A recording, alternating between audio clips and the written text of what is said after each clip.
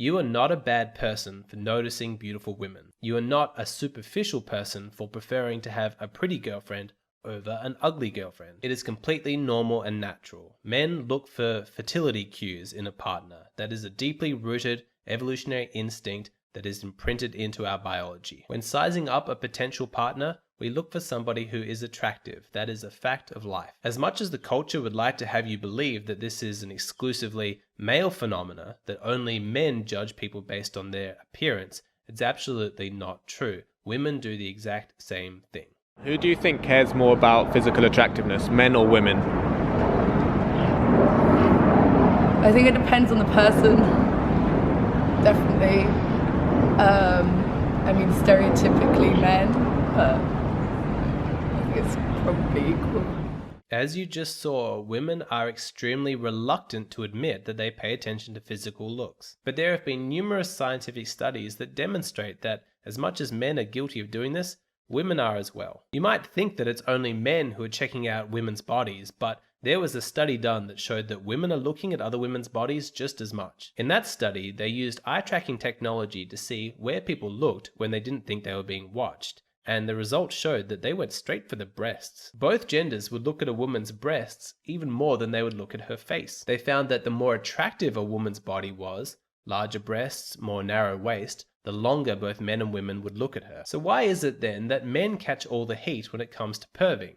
Well, the answer is probably that men aren't that subtle about it, and women know how to sort of steal glances without anybody else noticing. It's not that they commit less crimes, they're just better at not getting caught. But what I want to establish from the absolute outset of this video is that looking at other people's bodies is completely normal and natural. And nothing that I'm about to say in this video is in any way meant to judge or shame you for looking at women. Having said that, you should stop looking at women. I'm not saying that because I think that it's sexist or anything like that to look at women. I'm not saying that because I think we need to collectively do women a favor by not looking at them. I think that's all nonsense. If a woman's wearing a miniskirt or a low-cut top, she wants to be looked at. Don't be a creep about it. Don't like stare at her and make her uncomfortable. But let's be real, she's wearing those clothes and showing off her skin because she wants people to notice. So if a beautiful woman walks past and she's showing off a lot of skin, I'm not saying don't look at her as a favor to her. She probably wants you to look. I'm saying don't look at her as a favor to you. If you turn your neck and steal a glance, that's not good for you. That's not good for your mindset.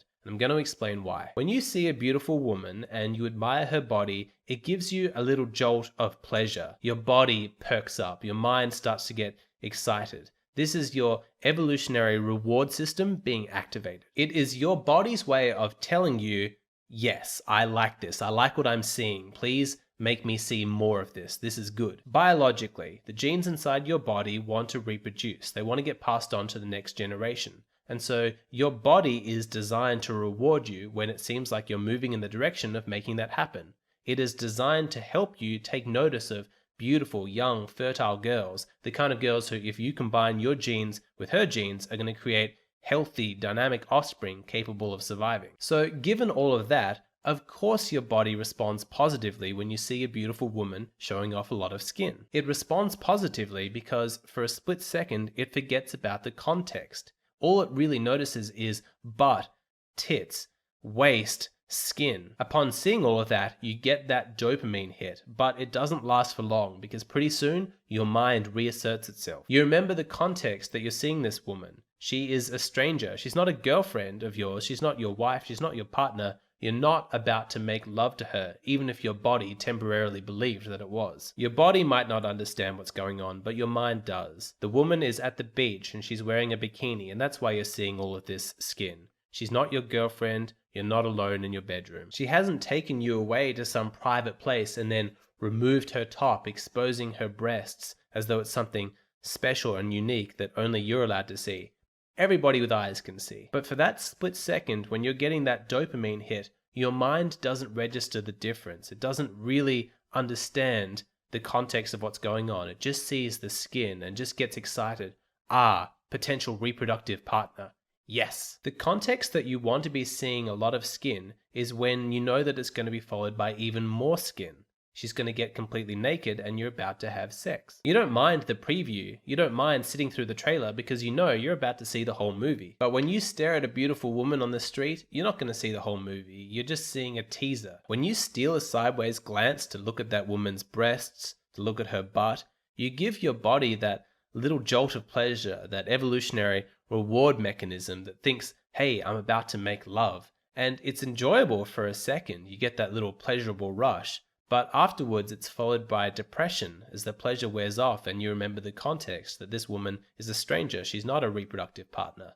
And the case that I'm making is that it's not worth it. In the next part of the video, I'm going to share with you why that feeling of disappointment that comes after remembering the context is so harmful. But before we get to that, I want to talk to you about my adults only 18+ content. It's about a man whose wife hasn't fucked him in 8 years. This is a real story. This man is in a sexless marriage and he meets another woman who finds him sexually desirable and he seriously considers having an affair. In this content, I go into detail about why withholding sex in a partnership is abuse. I talk about how in my private consultations, I've spoken to many guys who are considering or are currently having affairs as a way of coping with their sexless marriages. I also talk about oral sex and what your sexual obligations are to a partner, and whether or not an affair can ever be morally justified. I love talking about sex, but these kinds of topics, using these kinds of words, are guaranteed to get me demonetized on this platform. It's just not the right place on YouTube, so I put all of my explicit content on Patreon. Okay, so back to that feeling of sadness that you get after you come down from the body rush of thinking you're about to make love to this woman,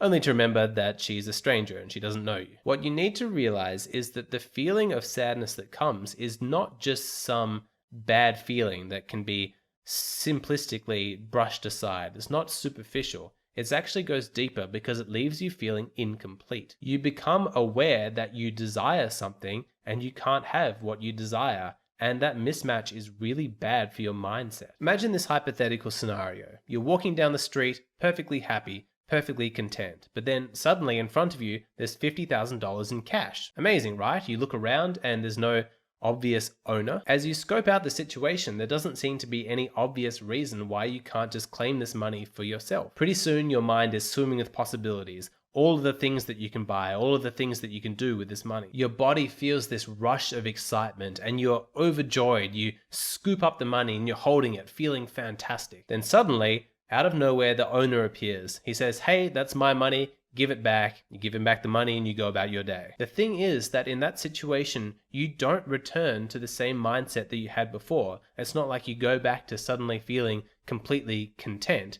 Sure, you're in the same circumstances that you were initially, but now you have this feeling of being $50,000 in deficit. You desired something. You desired all of that money and your body felt like it was going to happen. It allowed itself to get really, really excited. And then when that's all taken away, it's depressing. You feel let down. The same thing happens when you look at a beautiful woman. To begin with, you're just walking along the street, minding your own business, and you're happy. You feel perfectly content inside yourself. But then you see this beautiful woman walking along the street, showing off a lot of skin, and you allow yourself a few seconds to check her out, and your body gets that rush of excitement. It feels good for a moment, but then it fades, and you can't return to the same mindset that you had before. You now feel like you're one beautiful woman in deficit. That feeling of deficit is not good for your mindset. It creates a perspective of scarcity. Now, at some point in your life, you may have a beautiful woman as your partner who is begging you to make love to her.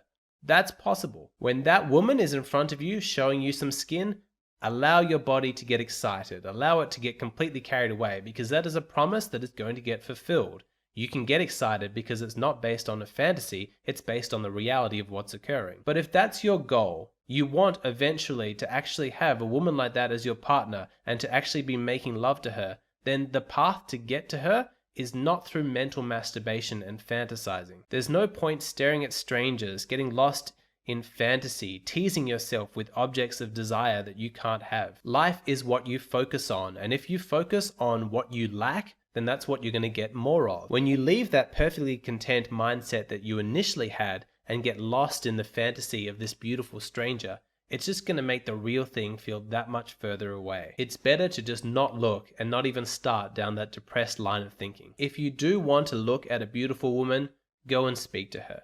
If you want to see a beautiful girl naked, then make her your girlfriend. Don't torture yourself. Don't tease yourself. It's not going to lead to anything positive. You might be one beautiful naked woman in deficit. That might be an accurate statement of your current situation, but it's not good for you to remind yourself of that, to tease yourself with what you want only to not get it. So when you see a beautiful woman just walking down the street, just keep walking. Don't look at her. And if you're one of these guys that spends hours and hours every single week scrolling through Instagram, looking at beautiful women who you're never going to meet, stop that. Why would you torture yourself like that? You need to cut out that habit immediately. It's not going to lead anywhere positive. Nobody gets rich imagining themselves surrounded by money and thinking of all the things that they're going to spend the money on. They get wealthy by doing the work necessary to generate wealth. Likewise, nobody gets beautiful women in front of them naked, ready to make love, by imagining that, by teasing and torturing themselves with mental fantasies. You get that by doing the work, by becoming a high quality man and then learning what's necessary to attract a high quality woman. Remember, if you want to hear more from me, check out my bonus content, The Man Who's Considering Having an Affair, Whether That's Morally Justified. It's available on my Patreon.